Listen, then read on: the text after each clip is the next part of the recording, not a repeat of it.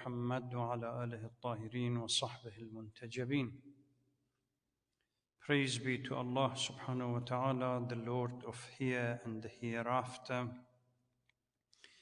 We thank Him and we praise Him for the guidance that we receive from Him.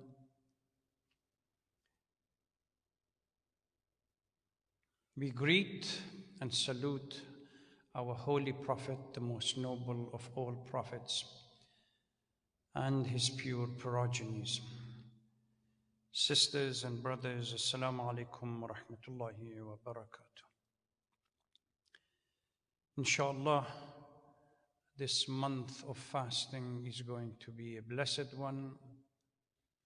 We have grown used to the idea of asking everyone, please, during the month of Ramadan, as well as before and after, to pay attention to their health and well-being. So as much as possible, sisters and brothers, stay at home. We began our first program for the month of Ramadan this year, 2020. The program is meant to be Tafsir of the Holy Quran, but obviously it's not going to be purely Tafsir. It's going to be addressing other issues as well. And last night we started by giving some intro into what we really need to do, a number of issues that we covered. So if we do a recap for the benefit to refresh the mind and for the benefit of those who may not have been watching the program last night, we talked about the importance of Quran in our lives. We also discussed the revelation, when it started and when it ended, and the two phases of the revelation, which is the Mecca phase and the Medina phase. We also mentioned briefly about the compilation of the Holy Quran and the scribes, although there are debates as exactly how many numbers. And we indicated the most important factor in the importance of Quran for the Muslims is because Quran is considered to be a book of action. And one or two hadith regarding this issue was discussed. Tonight, I want to start in earnest by going to Surah an-Nas, which is the last chapter of the Holy Quran. But it is important that I would address one more issue before we move further.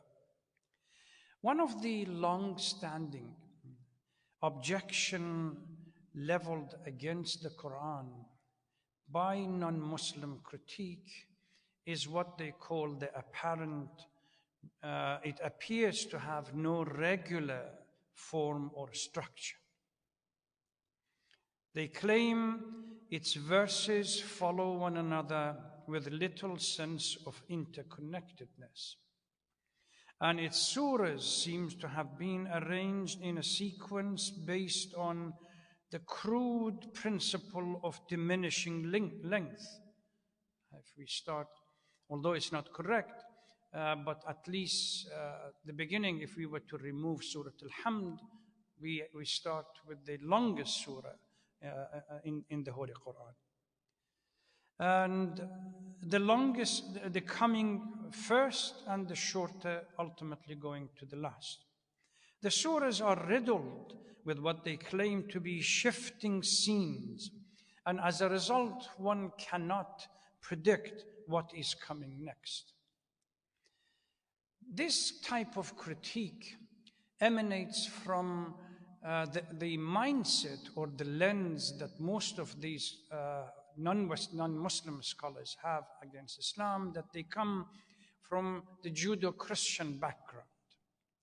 And with regard to the Judeo-Christian background, the four Gospels in the New Testament and even the Pentateuch is structured after the destruction of the temple for the Jews and the destruction of the tablets, and for the Christians.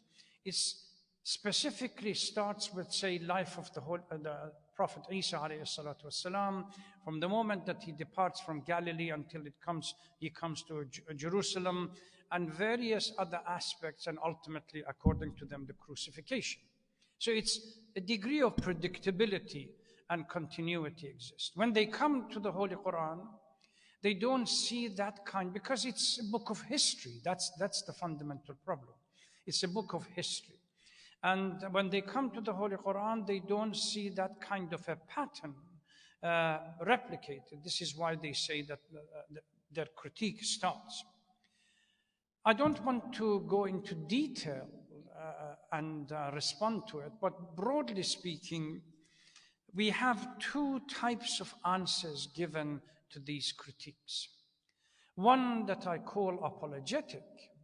They say that yes, they admit to a degree that yes, there is a degree, might appear to be a degree of inconsistency, but Quran wasn't meant to have some kind of order, because the revelation took place over 23 years period and had to deal with different circumstances, different context, and different people. And this long span of the 23 years necessitates not having any particular order, because these verses came to and were revealed most of the times to deal with the specific issues. This issue, those, and the second group of people, they respond to this in a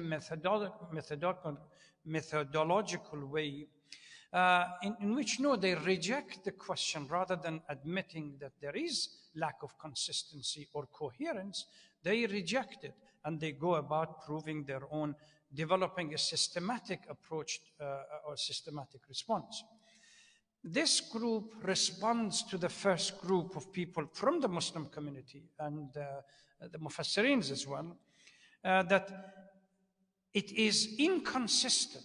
And we talked yesterday briefly that Quran for us is the living miracle. And it is inconsistent to have any higher literature without coherence. We cannot say that Quran is a living miracle. It's strange to acknowledge that Quran is a living miracle, the pinnacle of eloquence and elegance, and yet at the same time, on another hand, say that there is no some kind of no coherence, and the texts are somehow random without having any eloquence here. The lack of eloquence and coherence in the verses that put together is rejected by this group, and the other group are informed that this is not acceptable because it's contradictory. If there was no coherence in the Holy Quran, then how do we explain the prophetic command of putting various verses into different chapters, even if they were revealed after? The arrangement, this might have happened in a chronological order in which the revelation took place, if there was no coherence. We start Quran with Surah Al-Alaq, and then we move forward. The special instruction of the Holy Prophet to arrange these verses into different chapters clearly indicates that the Holy Prophet ﷺ was following a particular coherence and order. Otherwise, it would have been meaningless. It could have been the criteria of quantitative arrangement, where we start with the longest and then we bring to the shortest. So in this case, we have to start with Surah Al-Baqarah rather than Surah Al-Hamd. Then we go to Surah Shu'ara, and then we go to A'raf, and then we go to Al Imran. And in the same manner as the number of verses in the Holy Quran gets shorter, then we put them next to each other. simply does not make sense. So they have come to accept or claim that there is a coherence in the Holy Quran, and the verses follow a particular pattern, and there is a logic to it. They have come up with an elaborate system that would to support and to justify their position. First of all, they reject the classic approach to the tafsir of Quran, where Mufassirin looked at each surah independent of the other. And they claim that these surahs are independent, which was the classic approach. They say the weaving of a number of basic principles. Number one, each Quranic surah has a dominant idea or theme called the axis of that surah, and which the verses within this surah somehow revolve around that axis. Number two, the surahs of the Quran stand in pairs, complementing each other. Sometimes few Makki surahs pairing up with few Madani surahs. The 114 chapters can be divided into 7 groups based on the theme that these chapters contain. And each group contains both Makkis and Madani surahs. Each group leads to, logically leads to each other, to the next one.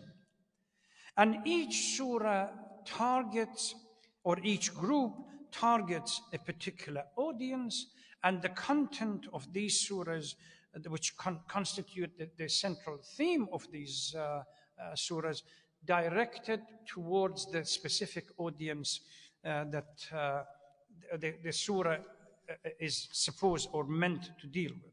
So what are these 7 groups of people? They say group 1 starts with Surah Al-Fatiha and ends with Surah Al-Ma'idah. The central theme is Islamic law. Group 2 starts with Surah An'am and ends with Surah Tawbah.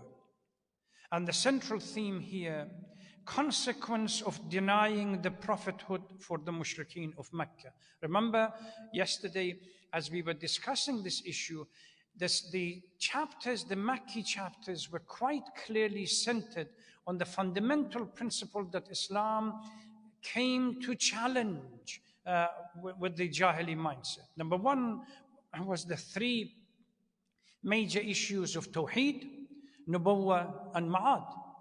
So it's not strange for the second group of surahs to have the central theme as the prophethood and the consequence of denying the prophethood for the Mecca mushrikeen. Group 3, the central theme, glad tidings of the prophet's domination in Arabia, again part of prophethood and ultimately success of Islam. It starts with Surah Yunus and ends with Surah Nur. Group 4 starts with Surah Furqan and ends with Surah Ahzab. The central theme, argument substantiating the prophecy of the Prophet and requirement of the faith in him. We're still remaining within the 3 fundamental principles of Tawheed, Nubuwwah, and Ma'ad. Group 5 goes back to central theme, starts with Surah Saba, chapter 34, and ends with Hujurat, chapter 49. Argument about the centrality of Tawheed in any society that the Holy Prophet is trying to organize, in Islamic society. Group 6, starting with Surah Qaf, number 50, and ending with Tahrim 66. Central theme here, the centrality of the belief in the hereafter, Ma'ad, and that ultimately the Day of Judgment, everyone has to stand up and be accountable for what they have done. Group 7 starts with the 64th chapter, Malik, al-Mulk, and ultimately ends with Surah an-Nas, the last 114. The central theme, admonishing Quraysh about their fate in the hereafter. And if they were to persist denying of the prophethood of the Holy Prophet and accept the message and fall in order.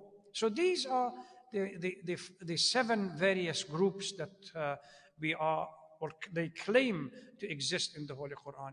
We can spend a night or two discussing the validity of such a claim, or how much truth in it, whether how broadly or specifically they fit into context of the 7 groups. And some people have come up with 9 groups. But for the sake of argument, this is how they respond. So number 1, first response to the Muslim scholars that somehow have been apologetic in responding to the critique of the non-Muslim scholars or criticism against Quran, by reminding them that we really have to be consistent. On the one hand, if we claim Quran to be the living miracle, the pinnacle of eloquence, then we cannot go back and claim that there is no coherence and order within the various chapters of the Holy Quran. But when it comes to responding to the external critique, which is the non-Muslim critique, they have developed this elaborate system that they say, no, there is, if you really pay attention. The reason why you don't see it, because first of all, you are blinded by the lens, the Judeo-Christian lens. And number 2, you really have no knowledge about the revelation of Quran, the background and how it was revealed, and how the verses were put in and structured and ordered. So these are the response. Now we go to addressing Surah an-Nas, which is the last chapter of the Holy Quran, 114. Bismillah ar-Rahman ar-Rahim. أعوذ بالله من الشيطان اللعين الرجيم. قل أعوذ برب الناس ملك الناس إله الناس من شر الوسواس الخناس الذي يوسوس في صدور الناس من الجنة والناس. If you look at and if you pay attention, if you bear in mind the discussion that we had last night, and I briefly touched upon it, it's an early Meccan surah that was revealed in Mecca. These 2, Surah an-Nas and Surah al-Falaq, they seem to be complementing each other, and we, inshallah, if there is life left till tomorrow night, we will be able to address Surah al-Falaq. They work together and complement each other. In this surah, an appeal has been made to us, human beings, especially against if you want to protect yourself, a sure shield and against any evil, Allah subhanahu wa ta'ala is the one that we have to go and turn to, which is similar in theme to Surah al-Falaq. Protection, it warns us against the secret whisperers of evil within our own heart. The first question that we have, the classic approach to the tafsir of Quran, starting from Surah Al-Hamd and moving towards Surah Al-Baqarah, Bismillah ar-Rahman ar-Rahim becomes an issue that everybody discusses. And the first point, again here, whether Bismillah is part of the surah or it is not. This is one of the classic debate between Mufassirin or exegetes, the Sunni scholars and the Shia scholars. The ramification of this belief comes in the recitation of Hamd and Surah. In most Sunni school of thoughts, they consider Bismillah not to be part of the surah. This is why when you stand behind an imam that follows, say, Hanafi, Maliki, or Shafi, or Hanbali school of thought, particularly the Wahhabis, they say Allahu Akbar, slight silence, Alhamdulillahi Rabbil Alameen, where Bismillah is not recited. although there is a debate as to whether the Shafi'is accept this to be part of the surah or not. But generally speaking, the Sunnis, Sunni community collectively does not consider Bismillah to be part of the surah. But the Shias, on the other hand, they consider this, citing a number of ahadith from the Holy Prophet, Ahlul Bayt, and others, clearly indicating that Bismillah is an essential part of the surah. This is why we cannot read any surah within the prayer without including Bismillah in it. We cannot read Surah Al-Hamd without Bismillah in it. We cannot read any other surahs without Bismillah in it. So this is the number one. But because we are starting literally from the short surah, I had to mention this. And anybody who has access to tafsirs, whether Tafsir al-Mizan in English translation or any other, you can go and look at the debate based on the jurisdictional point as well as the tafsir point, that the debate exists. قُلْ أَعُوذُ بِرَبِّ النَّاسِ. In the language of Quran, the command قُلْ is used when Quran or Allah subhanahu wa ta'ala wants to seal the conversation and indicates that there has been a lengthy debate about the issue, and we have reached the point that we as Muslims have to state our position. We see this repeatedly around the end of the Quran and in a number of other verses in the Holy Quran. قُلْ أَعُوذُ بِرَبِّ النَّاسِ. Now, no more discussion. This is where our position is.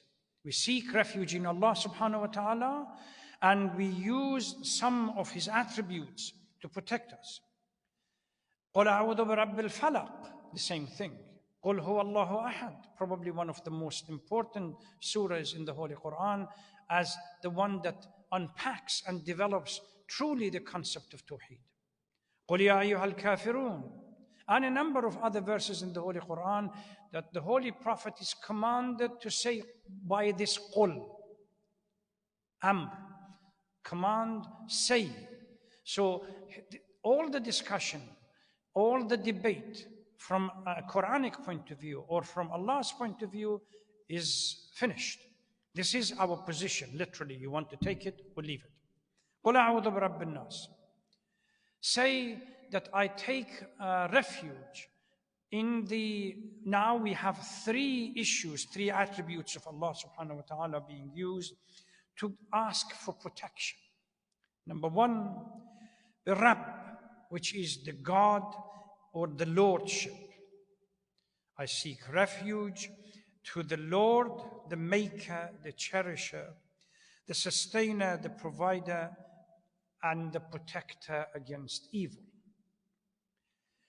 Malik an-Nas. Now here God in His rulership, or in God's rulership and authority to guide human conduct and lead humans to the right path by providing them laws where we have to follow these laws, the commands. قُلْ أَعُوذُ بِرَبِّ النَّاسِ مَلِكِ النَّاسِ إِلَهِ النَّاسِ. God as He to whom we ultimately return and we answer for our deeds and action during our life. So these three are used.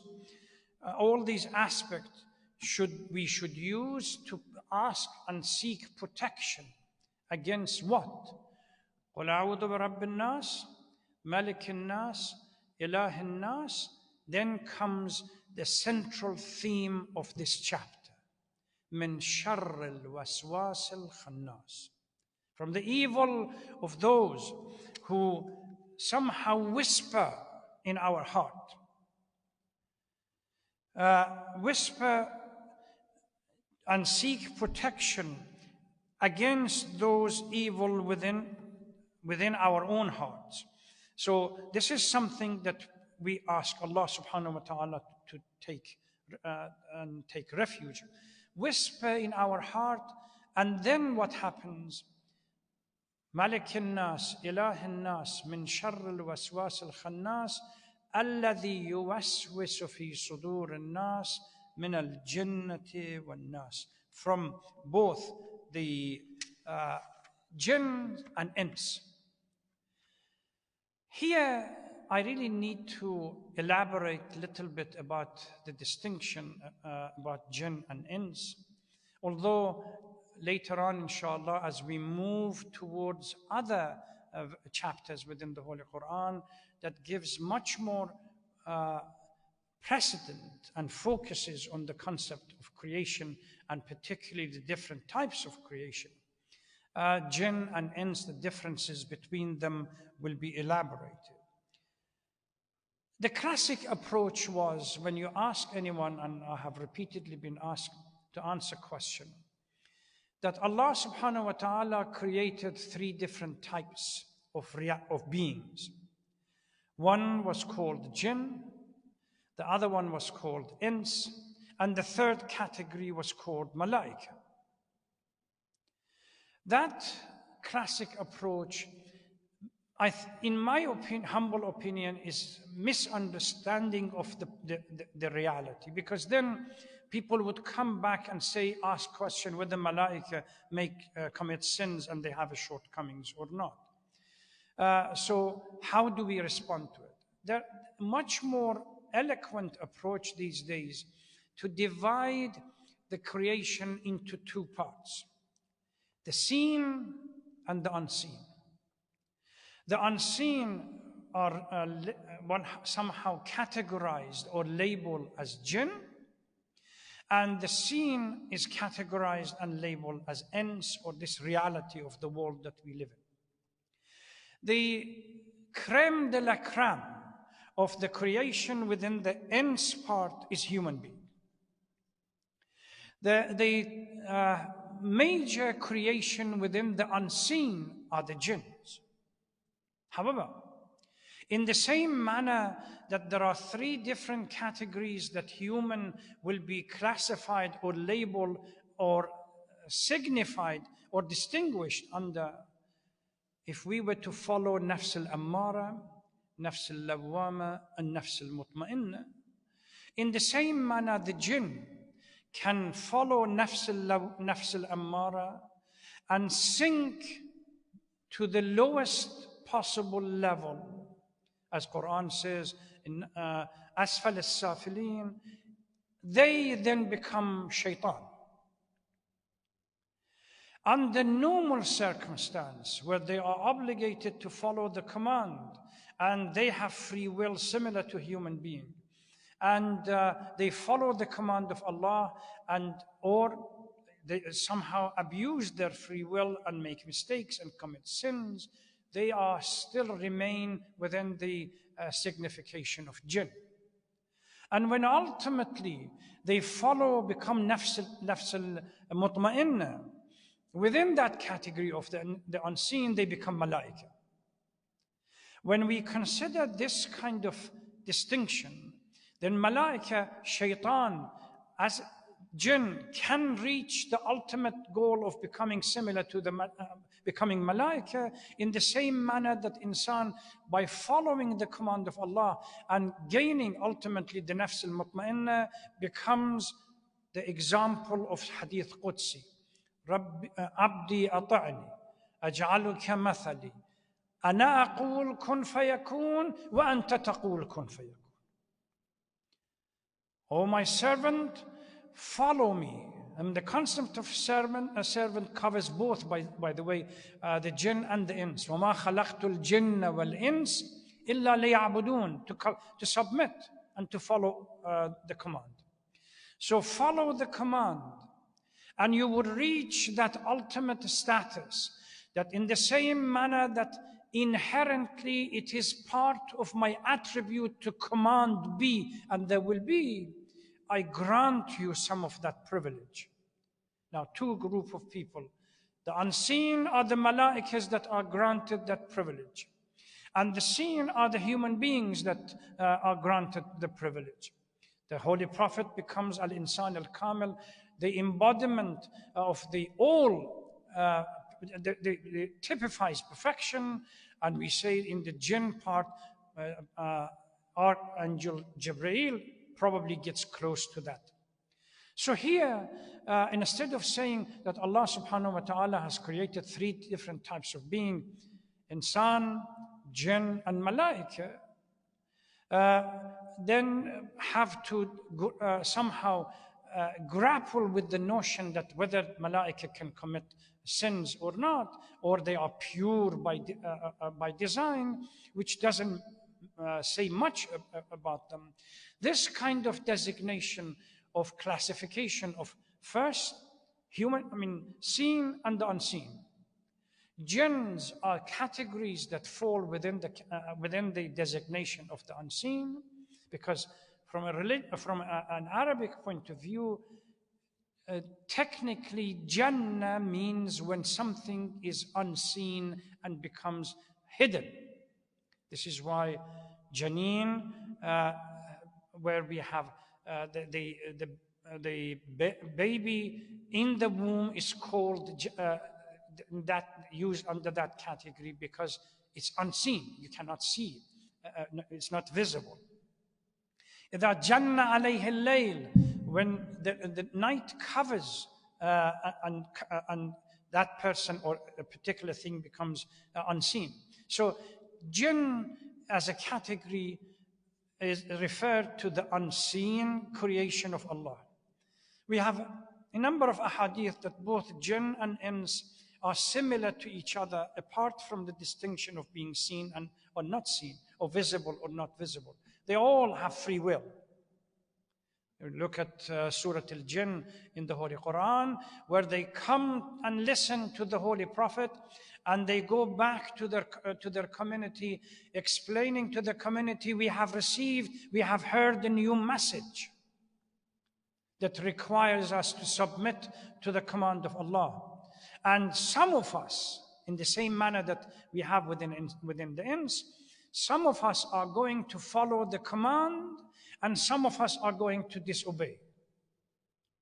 That command, choice, free will exists in the jinn. There is a hadith, khutbah in Nahj al-Balagha, Amir al-Mu'mineen salawatullah salamu alayhi, when tries to explain to the community that Allah on the day of judgment is not going to let go of individuals that did not submit to Him and violated that trust for a sin that a malaika was kicked out of heaven, which was shaitan. In that khutbah, Amir al-Mu'mineen refers to shaitan before the fall as malaika. See how now the relationship and the synthesis between these two, seen and the unseen. Rather than say Allah subhanahu wa ta'ala created 3, a unique and distinct reality, Allah has created 2 types of reality, the visible and the invisible, or the invisible. The invisible, from a technical point of view within Islam, we call them jinn.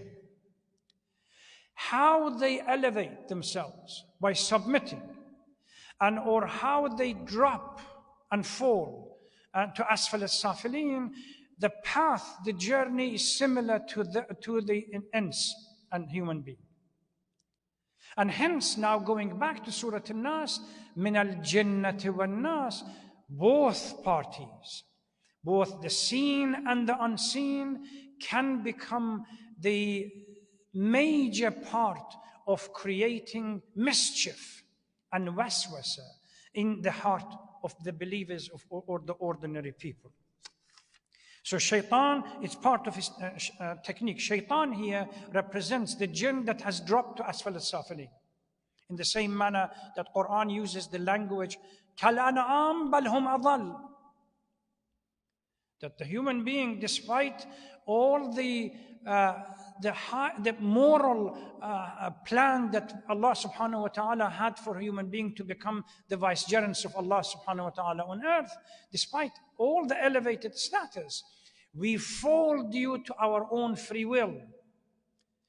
To the point that Allah subhanahu wa ta'ala metaphorically uses the language that we fall even below the beast. So when jinn falls below the beast, it becomes shaitan.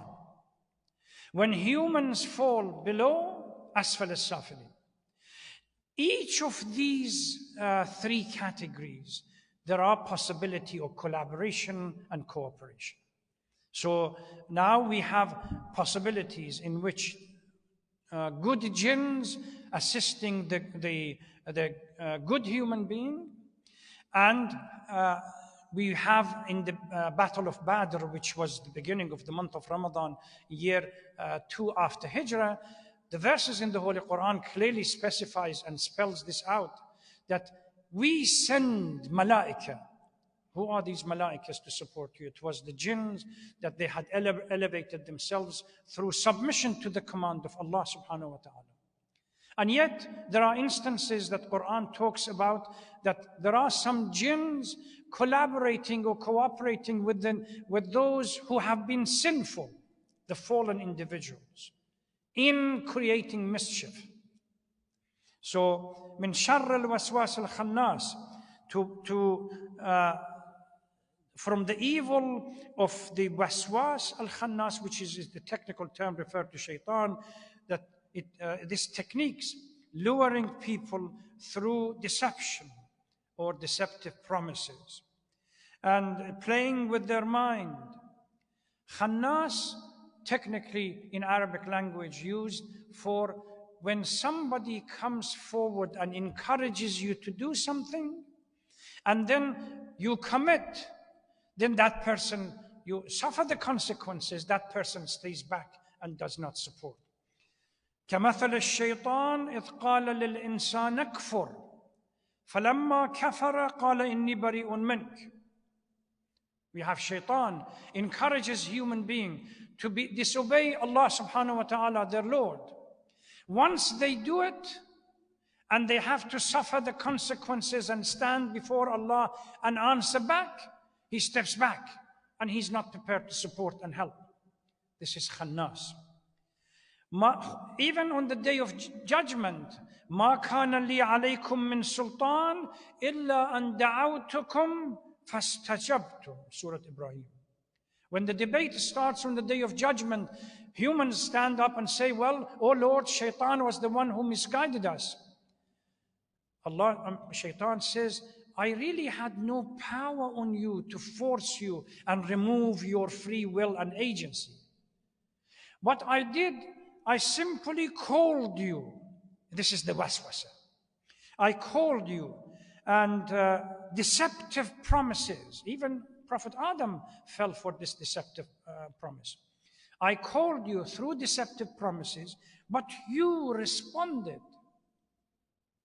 I really did not force you to do it. ما كان لي عليكم من سلطان إلا أن دعوتكم. I called you and you responded. So من شر الوسواس الخناس الذي يوسوس في صدور الناس من الجنة والناس. So both the seen and the unseen can cooperate with each other to create this deceptive waswasa and a mindset that ultimately, so long as we live in the nafs al-ammara state of our life, we fall victim for it. The material life, the glamour of life becomes too alluring for us to resist. But it doesn't mean that the agency has been removed. We still are the agent. This is why we're still being questioned. Once we are able to move away, and this is hopefully the month of fasting that we are supposed to focus upon, as I have said it in various lectures before.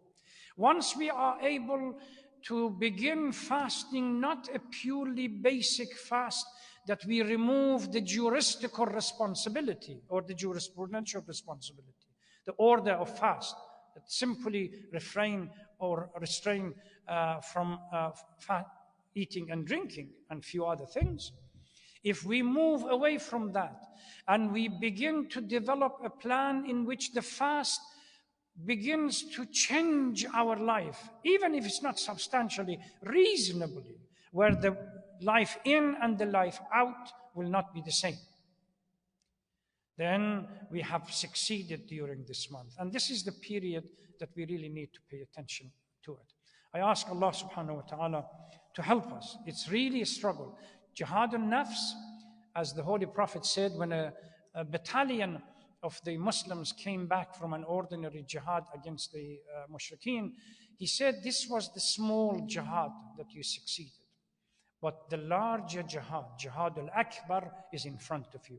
And they asked, what was Jihad al-Akbar? He said, the struggle against ego and releasing yourself from the shackle of Nafs al-Ammara that dictates a life to you that ultimately you don't submit to the command of Allah, and on the day of judgment you have to answer back. Let's all pray together first for the help that we really need and the guidance that we really need to receive from Allah subhanahu wa ta'ala to stay on the right path.